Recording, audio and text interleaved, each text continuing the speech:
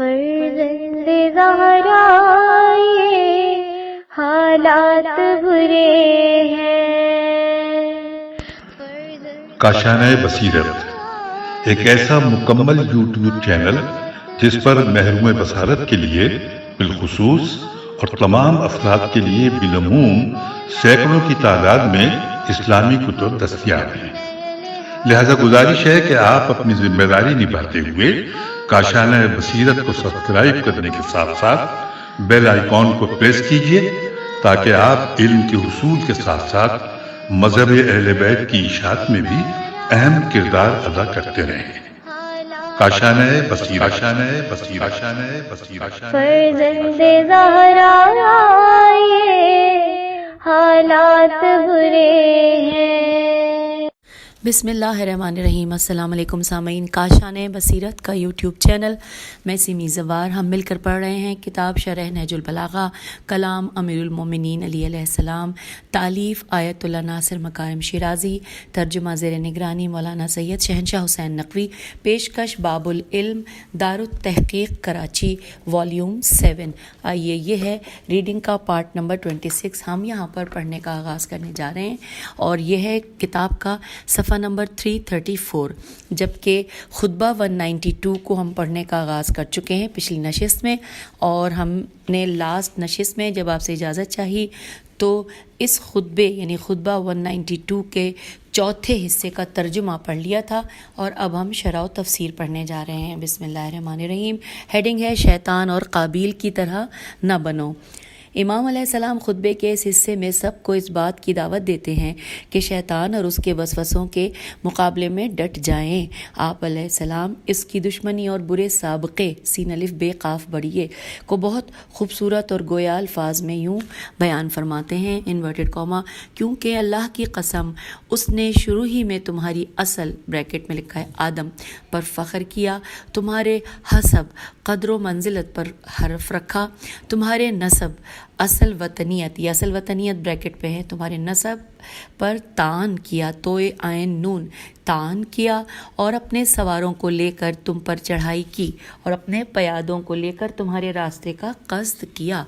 Inverted comma close. یہ پرمغز تعبیرات قرآن مجید کی آیات سے ماخوذ ہیں۔ سورہ ہجر کی آیت نمبر 33 میں ارشاد ہوتا ہے کہ شیطان نے حضرت آدم علیہ السلام کی یوں تحقیر کی، انورٹڈ کاما، کہ میں ایسا نہیں کہ اس انسان کو سجدہ کروں جسے تو نے کالی اور سڑی ہوئی کھنکھناتی مٹی سے پیدا کیا ہے، انورٹڈ کاما یہاں پر کلوز ہو گیا۔ پھر لکھا ہے کہ ابلیس کے حسد اور غرور کی بنا پر حضرت آدم علیہ السلام کے لیے اللہ کا فرمایا ہوا یہ جملہ کہ جو حضرت آدم علیہ السلام کے لیے سب سے بڑا اعزاز تھا، وہ جملہ یہ تھا۔ اب یہاں پہ اس جملے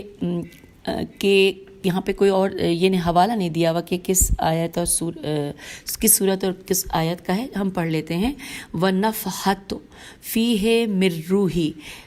تو بس اتنا ہی سا جملہ ہے، لکھا ہے کہ اللہ کا فرمایا ہوا یہ جملہ وہ بھلا بیٹھا جو کہ حضرت آدم علیہ السلام کے لیے سب سے بڑا اعزاز تھا۔ اسی طرح سورہ اعراف کی آیت نمبر 12 میں شیطان نے یوں تحقیر کی، انورٹڈ کاما، کہنے لگا کہ میں اس سے بہتر ہوں، تو نے مجھ کو آگ سے پیدا کیا اور اسے خاک سے پیدا کیا، انورٹڈ کاما کلوز۔ حالانکہ اگر غرور و تکبر اسے سوچنے کا موقع دیتا تو معلوم ہو جاتا کہ مٹی مختلف برکات اور موجودات کی حیات کا منبع اور سرچشمہ ہے، اور یہ آگ پر فوقیت رکھتی ہے۔ اسی سلسلے میں سورہ اسراء کی آیت نمبر 64 میں خداوند متعال ابلیس سے فرماتا ہے، انورٹڈ کاما، اور ان پر اپنے سواروں پیادوں لشکر کے ذریعے چڑھائی کر، انورٹڈ کاما یہاں پر کلوز ہو گیا۔ سورہ اعراف کی 16ویں آیت میں ہے کہ شیطان نے کہا، انورٹڈ کاما، تو اب میں تیری سیدھی راہ پر گھات لگا کر بیٹھوں گا، انورٹڈ کاما کلوز۔ جی ہاں، ایسے دشمن سے یقیناً انسان کو محتاط رہنا چاہیے جو نہ حضرت آدم علیہ السلام کی عظیم شخصیت کا قائل ہوا اور نہ ان کی اصل اور نسب کو ماننے کے لیے تیار ہوا، بلکہ اس نے اپنی پوری طاقت و توانائی کو انسانوں کو گمراہ کرنے پر مرکوز کر رکھا ہے۔ اس کے بعد امام علیہ السلام سلسلہ کلام کو جاری رکھتے ہوئے فرماتے ہیں، انورٹڈ کاما، وہ ہر جگہ جگہ سے تمہیں شکار کرتے ہیں اور تمہاری انگلی کی ایک ایک پور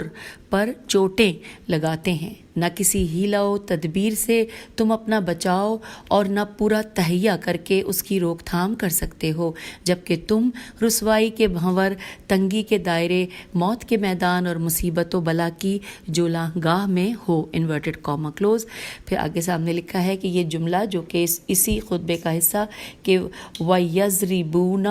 مِنْكُمْ کُلَّ بَنَانٍ کا جملہ اس مفہوم کی مشابہ ہے کہ جو قرآن مجید میں جنگ بدر میں فرشتوں کے کفار پر حملے سے متعلق آیا ہے۔ ارشاد ہوتا ہے سورہ انفال آیت نمبر 12 ترجمہ، اور ان کے پور پور کاٹ ڈالو، دہراتے ہیں، اور ان کے پور پور کاٹ ڈالو۔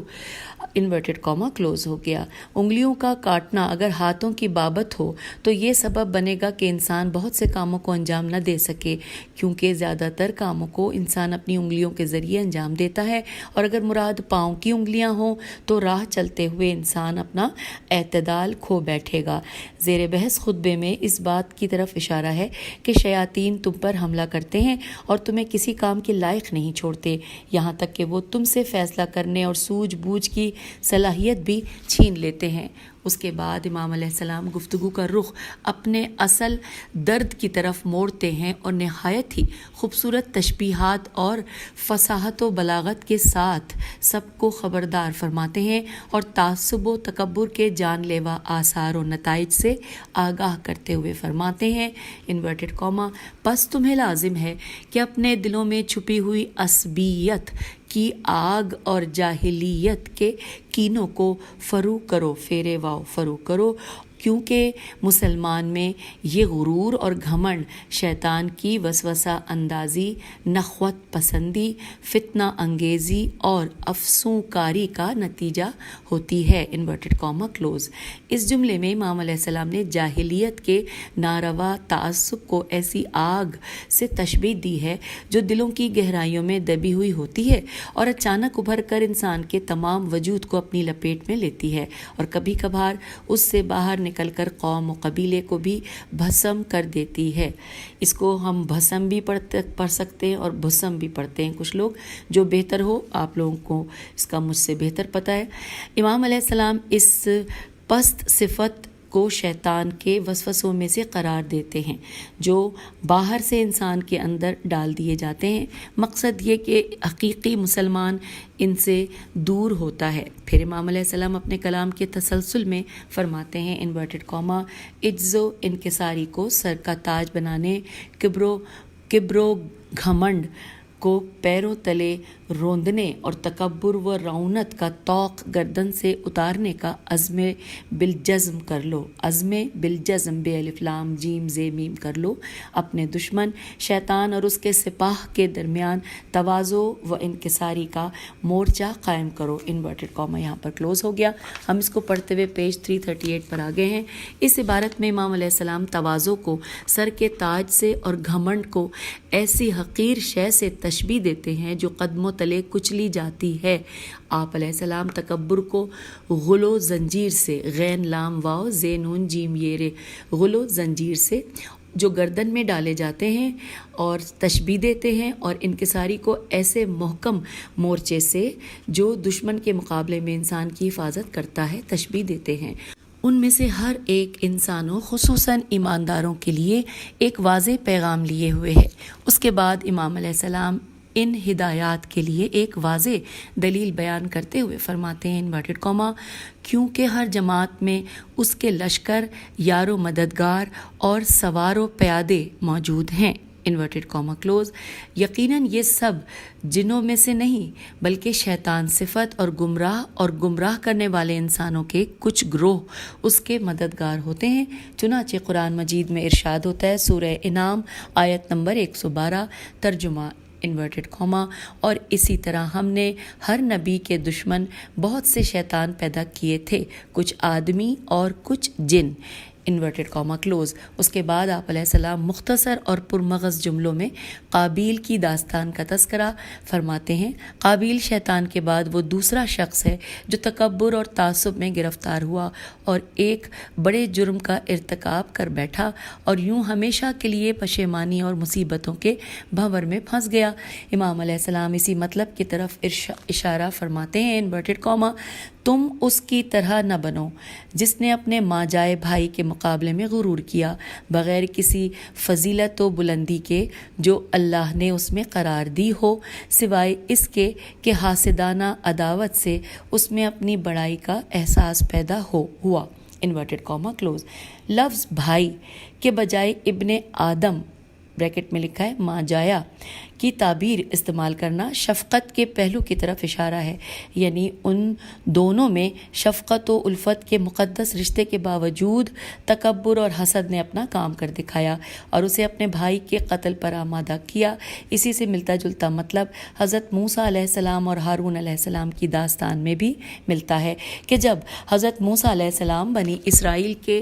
بچھڑے کی پرستش کرنے پر بہت غضبناک ہوئے اور ہارون علیہ السلام پر چلانے لگے تو ہارون علیہ السلام نے شفقت کے جذبے کو ابھارتے ہوئے کہا انورٹڈ کاما، اے میرے ماں جائے بھائی، میری داڑھی نہ پکڑ اور سر کے بال نہ کھینچ۔ یہ سورہ طٰہٰ کی آیت نمبر 94 کا ہم نے ترجمہ پڑھا، دوبارہ پڑھتے ہیں۔ انورٹڈ کاما، اے میرے ماں جائے بھائی، میری داڑھی نہ پکڑ اور سر کے بال نہ کھینچ، انورٹڈ کاما کلوز۔ اب یہاں پہ لکھا ہے سوا ما الحقت کا جملہ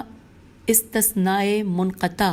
کے قبیل سے ہے، یہاں شدت مذمت کے لیے آیا ہے۔ جیسا کہ ہم کہتے ہیں انورٹڈ کاما کہ فلاں شخص کو تو سوائے جھوٹ اور بے ایمانی کے کچھ نہیں آتا، انورٹڈ کاما کلوز۔ اور لفظ ادوات الحسد کی تعبیر اس مطلب کی طرف اشارہ ہے کہ حسد انسان کو دشمنی اور عداوت کی طرف لے جاتا ہے، اور دشمنی بھی وہ جو اپنے ہی بھائی کے قتل کا موجب بن سکتی ہے۔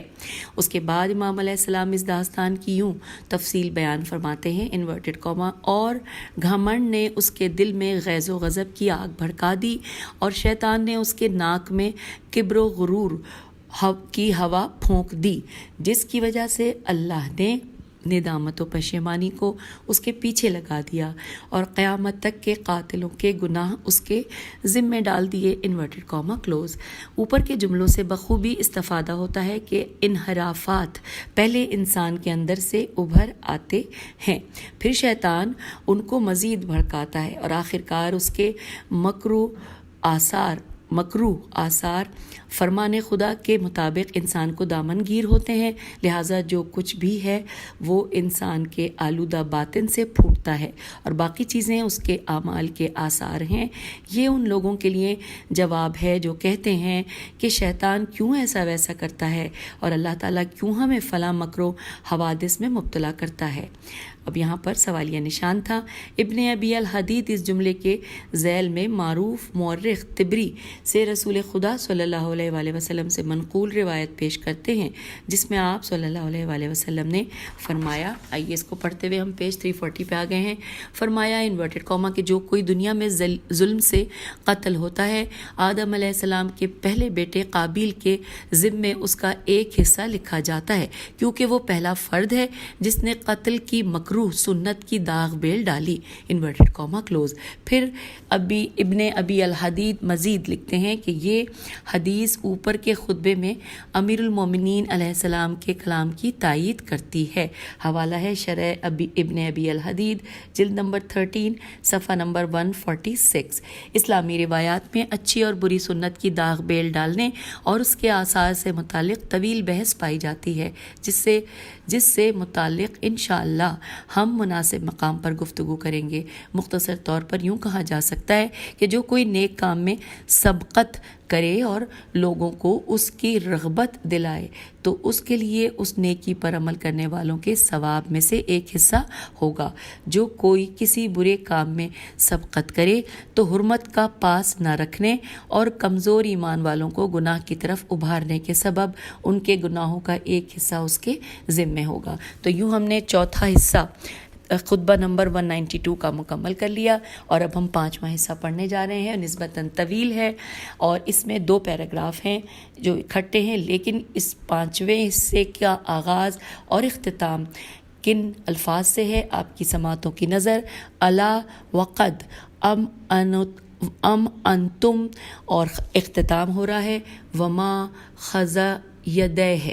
ترجمہ پڑھتے ہیں۔ دیکھو تم نے اللہ سے کھلم کھلا دشمنی پر اتر کر اور مومنین سے آمادہ پیکار ہو کر ظلم و تعدی کی انتہا کر دی اور زمین میں فساد مچا دیا۔ تم زمانہ جاہلیت والے گھمنڈ کی بنا پر فخر و غرور کرنے سے اللہ کا خوف کھاؤ، کیونکہ یہ دشمنی و انات کا سرچشمہ اور شیطان کی فسوقاری کا مرکز ہے، جس سے اس نے گزشتہ امتوں اور پہلی قوموں کو ورغلایا، یہاں تک کہ وہ اس کے دھکیلنے اور آگے سے کھینچنے پر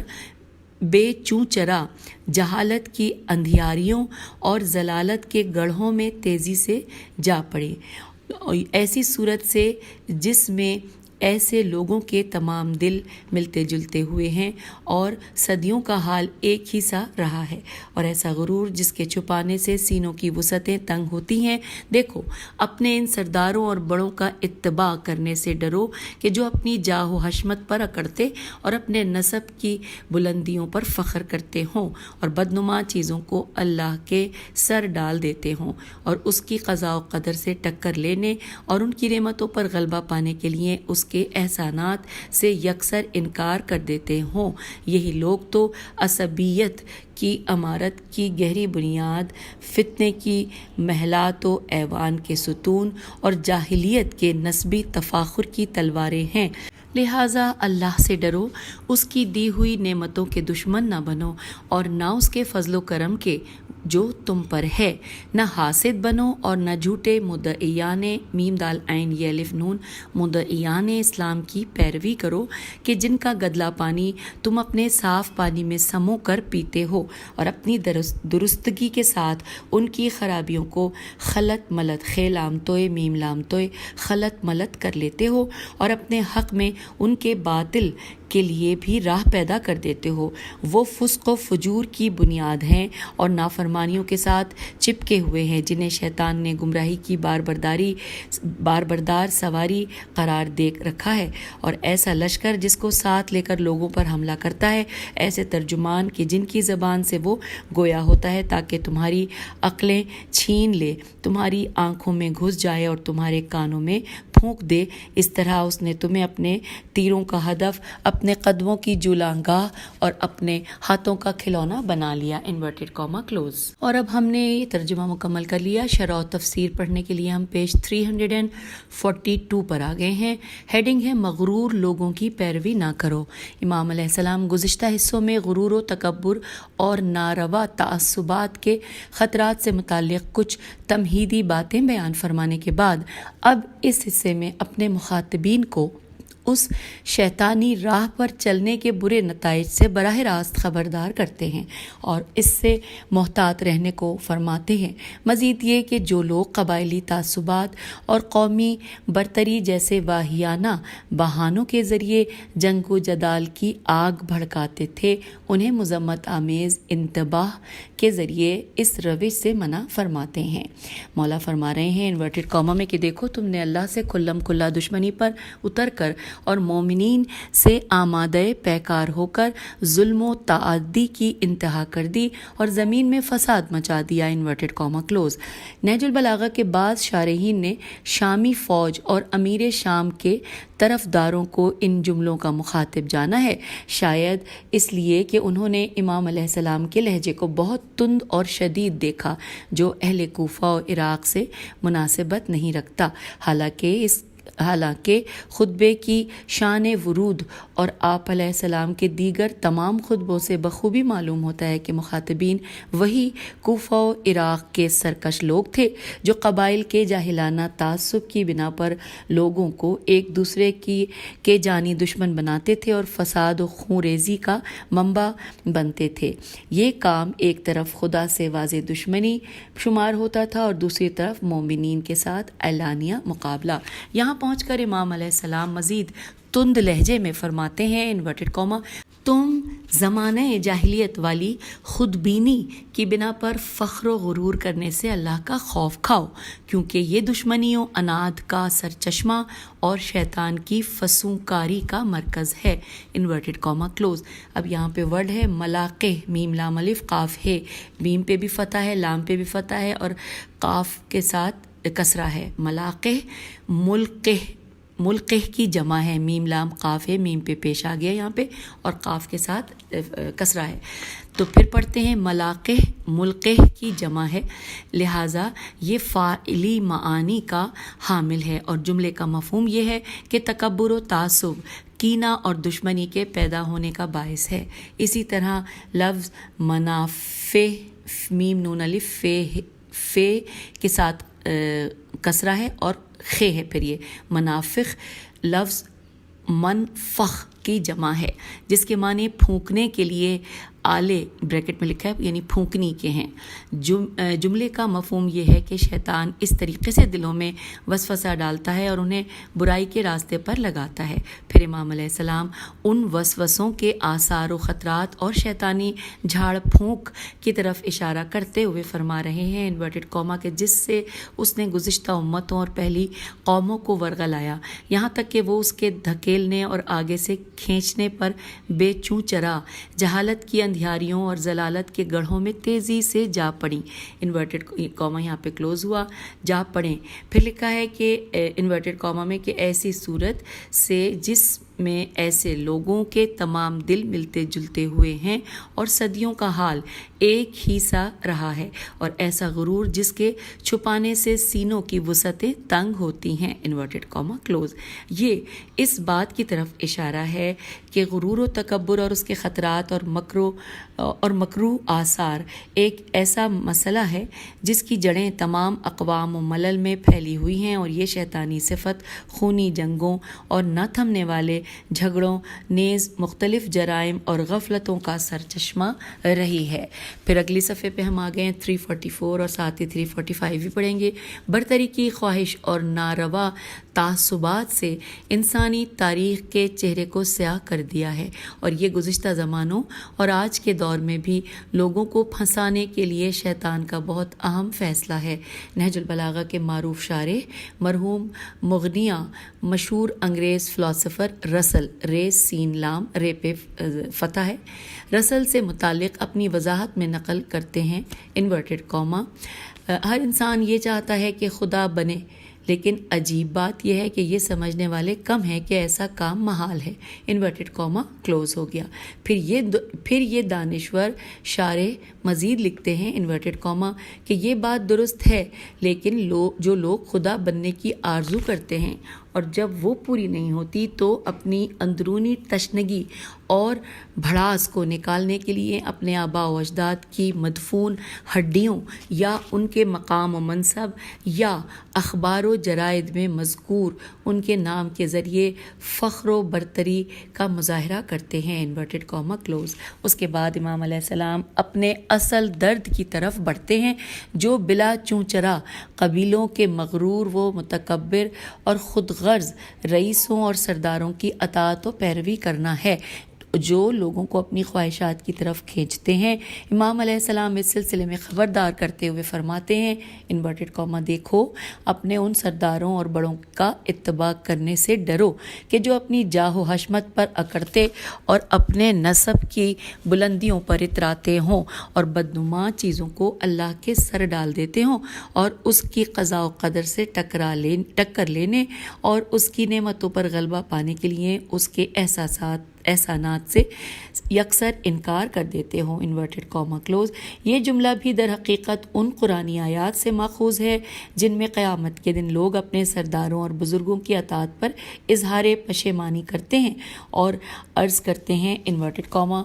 और कहेंगे कि ए हमारे रब, हमने अपने सरदारों और अपने बड़ों की मानी जिन्होंने हमें राह रात से भटका दिया। परवरदिगार, تو انہیں دگنا عذاب دے اور ان پر بہت بڑی لعنت نازل فرما، انورٹڈ کاما کلوز۔ یہ حوالہ ہے سورہ احزاب کی آیت نمبر 67 اور 68 کا ہم نے ترجمہ پڑھا۔ اگر ہم انسانوں کی گزشتہ تاریخ پر غور کریں تو دیکھیں گے کہ اکثر جنگوں اور خون ریزیوں کا سرچشمہ نسلی اور قومی برتری کی خواہش رہی ہے، جس کا سلسلہ اب تک چل رہا ہے۔ چنانچہ پہلی اور دوسری جنگ عظیم، جن میں انسان کا ایک بڑا حصہ ویران ہوا اور کروڑوں انسان خاک و خون میں غلطاں ہوئے، اس کا سبب یہی برتری کی خواہش تھی۔ حالانکہ اگر غور کیا جائے تو اس انسان کی اصل ایک طرف سے خاک اور دوسری طرف سے ناچیز منی ہے، میم نون چھوٹی، اور اس کا انجام بدبودار